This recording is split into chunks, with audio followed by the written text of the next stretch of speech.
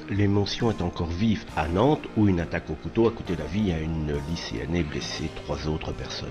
Mais à peine le drame connu, militants de gauche et certains médias ont rapidement pointé du doigt l'extrême droite, désignant le jeune agresseur comme étant issu de la mouvance ultra-droite, alors que apparemment c'est tout à fait le contraire. Des figures comme Raphaël Arnaud, fiché S de la LFI, ou des influenceurs antifa comme Ilan Gabet, toujours prompt à se ridiculiser sur les réseaux sociaux, ont affirmé directement, sans attendre les résultats de l'enquête, que l'attaque était le fruit de cette idéologie. France 2, Le Figaro ou encore La Dépêche ont relayé cette thèse s'appuyant sur une fascination supposée du suspect pour Adolf Hitler. Ce n'est que des rumeurs non fondées par rapport à un manifeste de 13 pages, lui, centré sur la haine du capitalisme et de la société actuelle, qui est une thèse plutôt de l'extrême gauche. Selon le procureur Antoine Leroy, le profil du jeune homme, Justine Hadar Polat, 16 ans, est celui d'un ado profondément isolé, mentalement fragile et d'une grande détresse psychologique. Il s'était auto-mutilé avant de passer à l'acte et son manifeste de 13 pages intitulé « L'action immunitaire » est un mélange incohérent d'écologie radicale, de rejet du progrès technologique et de dénonciation d'une caste mondiale,